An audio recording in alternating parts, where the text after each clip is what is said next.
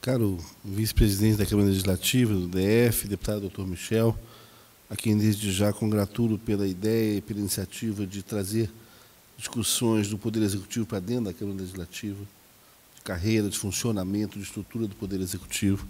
Isso é importante acontecer não só durante a votação de projetos de lei, mas também de maneira prévia, a fim de que haja uma concertação com relação às forças políticas de Brasília com as nossas reais necessidades. Gostaria de saudar os colegas de governo, o secretário Adonias da Fazenda, Gino, Controle e Transparência. Gostaria de saudar o Jaran Brito, presidente do Sindicato da Carreira de Auditoria, minha colega da CEPLAN, Elaine Elisbão, vice-presidente do Sindifico.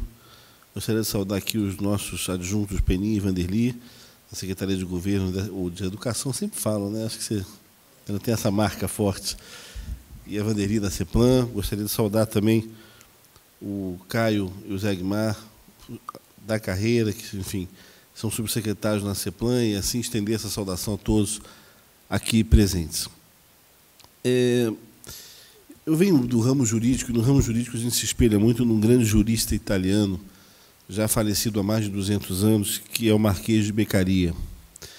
E ele sempre dizia, dentre vários ensinamentos muito importantes, ele dizia que a força de um Estado ou de uma sociedade não está na virtude dos homens, está na força das instituições.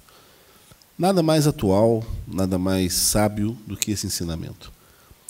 Brasília, como lembrava o secretário Gino, viveu uma crise institucional sem precedentes no ano de 2010. Uma crise que era para ser de governo e acabou sendo de Estado. Isso é e foi o mais grave daquela crise. Crise de governo há em vários estados. Nós podemos citar a crise de governo em Rondônia, em Roraima, no Maranhão, Ceará. Crises de Estado nós tivemos poucas vezes, e realmente o secretário Gino lembrou bem, Brasília e Espírito Santo, onde nós chegamos mais perto, uma crise de governo se transformar numa crise de Estado. E nada melhor do que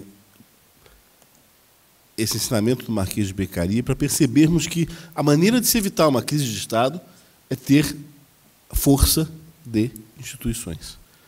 Instituição só pode ser forte se ela tem uma carreira organizada, se ela tem uma equipe de funcionários de Estado que estão vigiando pelo Estado, pelos seus negócios de Estado, em nome da população, além dos projetos de governo.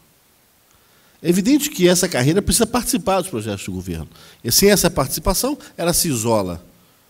Mas ela precisa ter esse componente estatal nas mãos para ditar o rumo daquele ente federado. Eu estou em Brasília há apenas 5 meses. Eu vim depois de 28 anos no governo federal e tive a oportunidade de testemunhar e participar efetivamente de uma das maiores reviravoltas e construções institucionais do Brasil nos últimos anos. Isso aconteceu no Ministério da Justiça, aconteceu com a Polícia Federal Brasileira. Eu me lembro bem que, quando o presidente Lula foi eleito, nós montávamos a equipe do Ministério da Justiça, eu fui honrado com o cargo de secretário executivo, que é o segundo cargo na hierarquia do Ministério, e os jornais davam a Polícia Federal desmotivada, desaparelhada, parada, sem qualquer resultado objetivo na atuação de fronteiras, portos, aeroportos e por aí afora. Nosso primeiro trabalho no início daquele governo foi de trazer para a instituição Polícia Federal uma reestruturação, um reforço institucional. O que envolveu esse reforço institucional? É claro que, quando vamos falar de carreira, sempre o erro de muitas é colocar a remuneração como o único fator de desenvolvimento de uma carreira. Não é o único fator. Não é mesmo, mas é um fator importante. A partir do momento que nós começamos a reestruturar a Polícia Federal, primeiro nós praticamente dobramos a remuneração. E com essa remuneração dobrada, o primeiro efeito foi um concurso de ampla competição. O concurso com ampla competição permitiu que ingressassem nos nossos quadros pessoas que tinham mestrado, doutorado, técnicos, pessoas do mais alto nível, diferente do nível da antiga polícia, que era quase que empírica, uma polícia mais técnico-científica, baseada em metodologia e resultados. A remuneração atraiu um quadro funcional bastante interessante. E mais do que atrair o quadro funcional para o concurso público, a remuneração fez com que esse quadro permanecesse dentro da instituição, após o seu ingresso. Pouca evasão. Poucos policiais federais saíram da carreira da Polícia Federal depois de aprovados no concurso. Eles eram aprovados e falaram, esta é a minha carreira. E, ao vislumbrar essa carreira como sua carreira definitiva, qual é o segundo elemento que a gente precisa trabalhar? É a formação e a capacitação.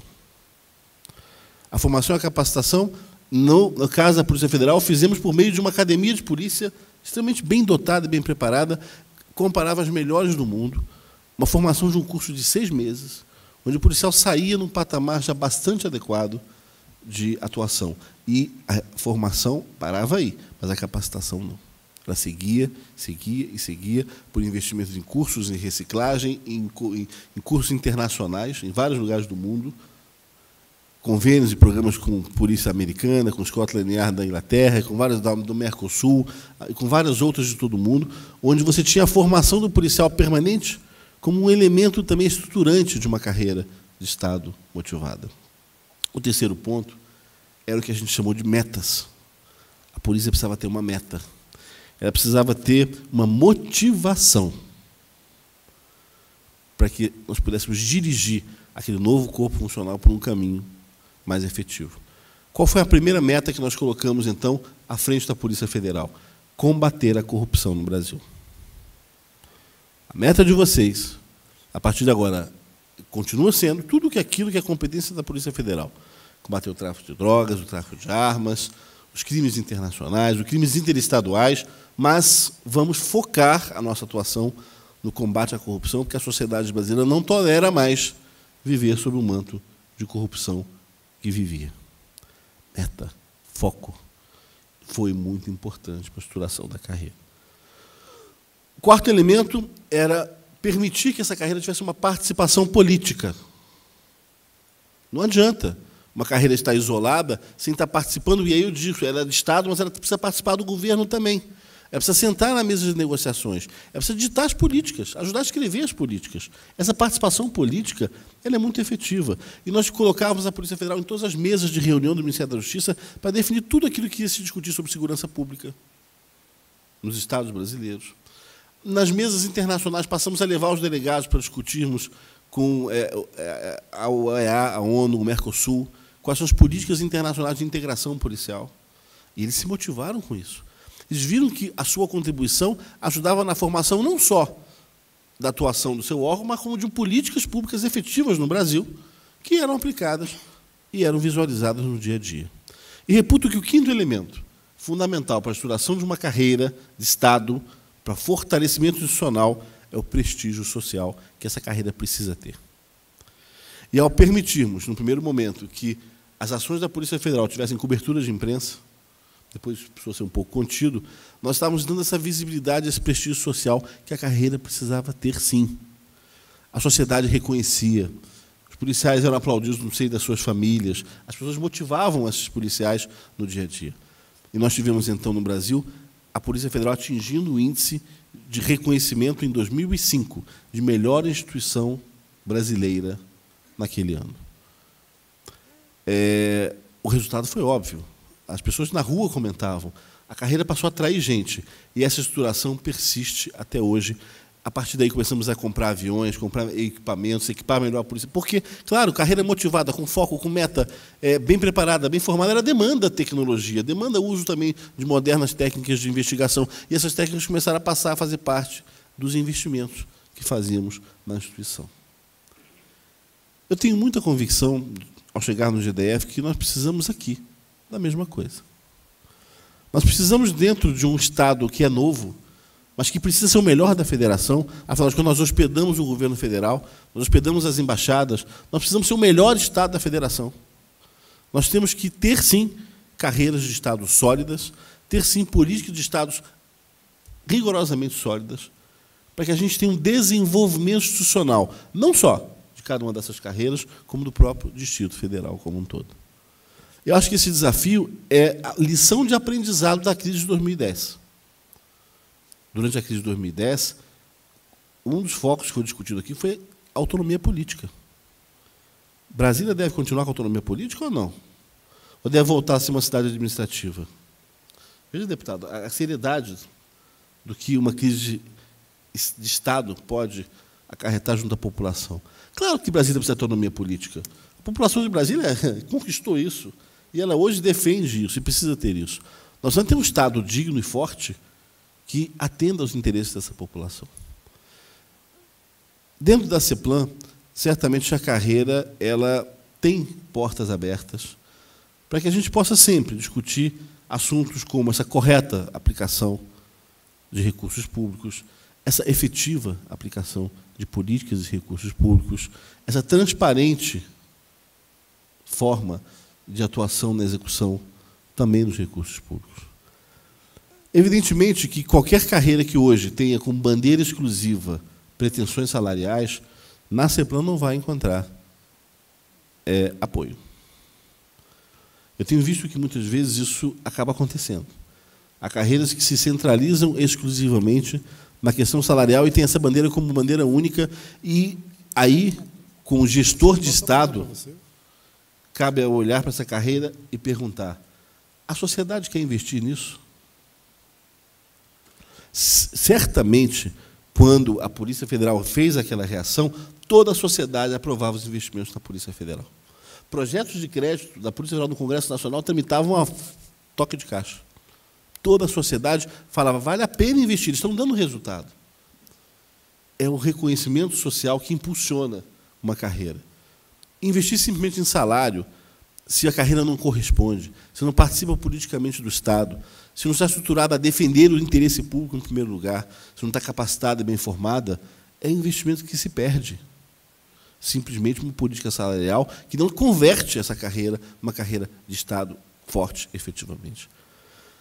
Conheço muito pouco o científico, conheço pouco ainda, nesses 5 meses, a carreira de controle interno do Distrito Federal, mas eu percebo que é uma carreira que segurou o Distrito Federal num momento importante no país. Segurou no momento importante da crise. Na crise ela ficou tão magoada, tão assustada quanto a população brasileira como um todo, mas segurou muito na reconstrução do Distrito Federal, que se vem fazendo nesses últimos ano e meio, depois, pós-crise.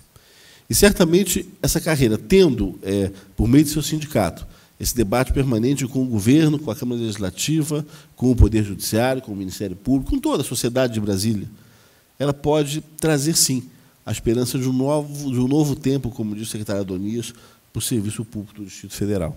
E aí, eu tenho certeza, nossos filhos, nossos parentes vão nos dizer no dia a dia: olha, aplauda essa carreira, invistam nessa carreira, porque vale a pena, porque o Estado precisa desse tipo de investimento. E, assim como nós fizemos isso, apoiamos isso e participamos da estruturação desse processo junto à Polícia Federal Brasileira, tenho certeza que essa mesma postura nós vamos ter junto ao governo do Distrito Federal.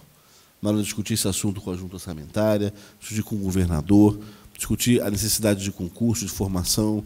Eu, outro dia, fiquei um pouco triste com o estado ainda da Escola de Governo de Brasília, precisa melhorar e melhorar muito, mas esse esforço já está sendo feito pela Secretaria de Administração para melhorar a Escola de Governo. Ela precisa também ser a melhor do Brasil. Ela precisa também ter excelência nessa formação e nessa capacitação.